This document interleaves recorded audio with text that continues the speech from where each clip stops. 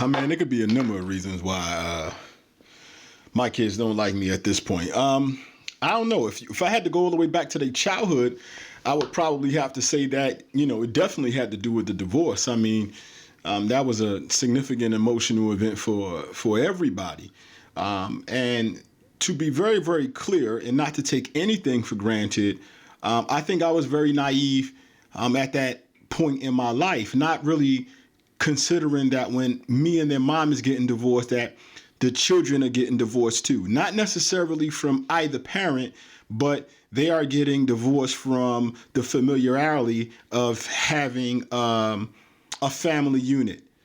Whether the children are, for lack of better terms, displaced with their mom, and me, the dad, I'm the outside parent, or in my case, the children were placed with me and the mom was displaced and the mom was the outside parent.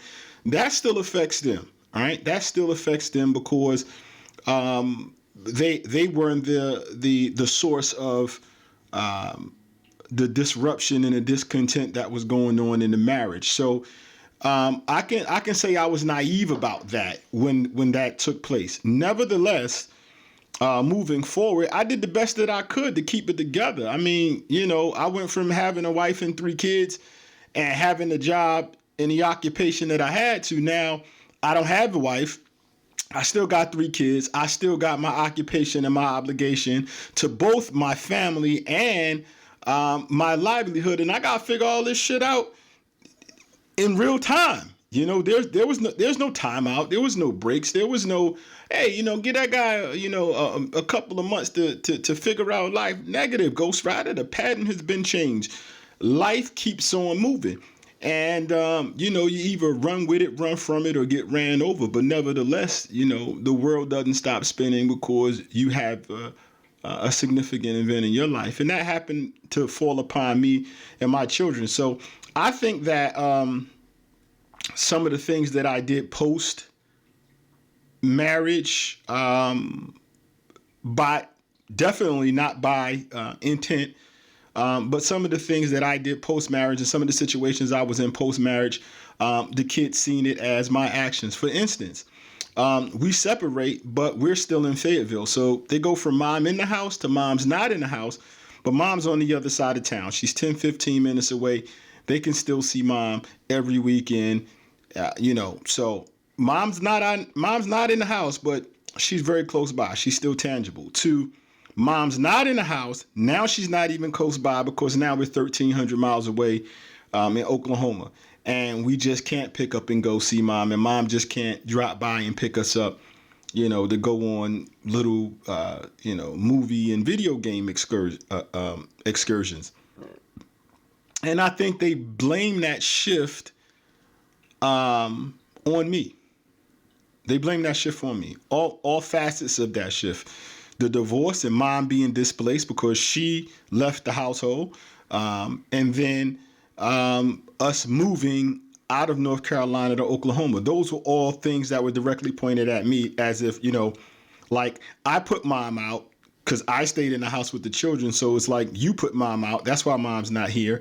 And then we pick up, I get custody of the children, custodial guardianship. When we pick up and we come to Oklahoma, now you're taking us away from mom. So first you put mom out and then you took us away from mom. And I think they held that resentment for me for the rest of their lives. Now, obviously, I mean, they're all adults now and bygones should be bygones. But sometimes when you start digging a hole, you can lose sight of why you're digging the hole, particularly if you're digging the hole in anger.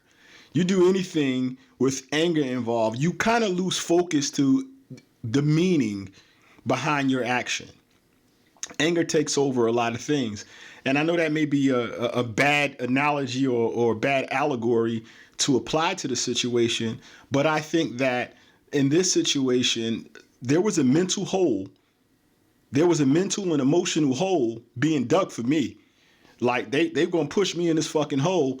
And somewhere along the line, they just kind of lost sight. I mean, they grew up, became adults, left the house. Everybody left the moment they turned 18. When Elena graduated and left, and Marvy went with her back to Oklahoma, back to North Carolina, I got put on orders to go to South Korea, the Republic of South Korea. Elena graduated in May. They left in May of 2016, and I got put on orders in August. And so that's how Amari winded up getting displaced, for lack of better terms. But nevertheless, I think that, again, that mental and emotional hole was being dug for saying that, they're going to be through with me. They're going to throw all their feelings and their emotions in this hole and just bury them and have nothing to do with me. And as they became adults and moved away, mentally and emotionally, they was still digging the hole, but for different reasons now. I think when they were in the house and they was digging that hole and creating this abyss or this separation that they were setting up for themselves, it was purely out of resentment for moving them away from their mother, purely out of resentment from the divorce and the split of the family, so to speak. I would have much rather been a family with their mom and displace me, because again, I don't ever felt that I was something that was important to them. And I know post-divorce I wasn't. I became a utility. I became a utility. I was just the guy that paid the bills and kept food in the refrigerator and shoes on their feet, but nothing more. I believe that they were cold and callous a long time ago. That sentiment had set in. And I think, again, that divorce had a lot to do with it. If you move forward down the road, maybe my actions again had something to do with it. Maybe they didn't like the fact that I was dating. Maybe they didn't like some of the people that I came across. Maybe they felt like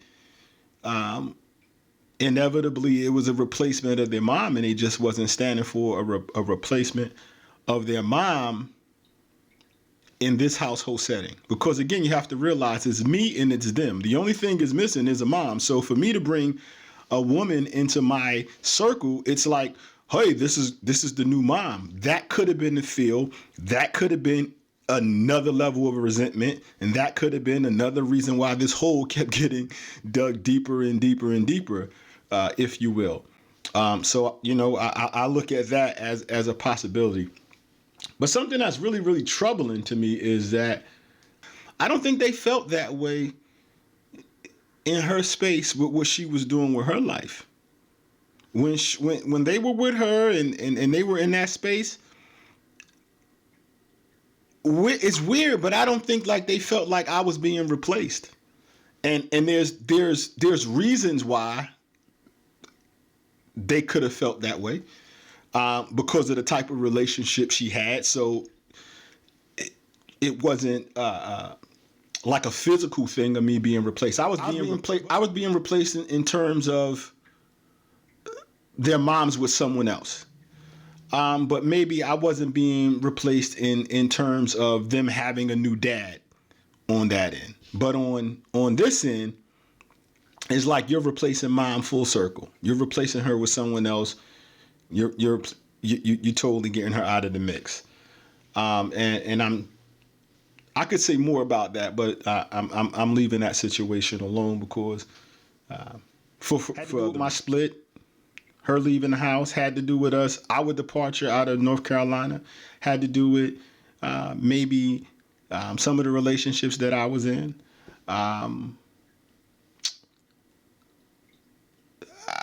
don't know what else, but aside from those three things. But those are three things. And as always, I would say, I would encourage to say, hey, if you really want to know, ask them. Ask them.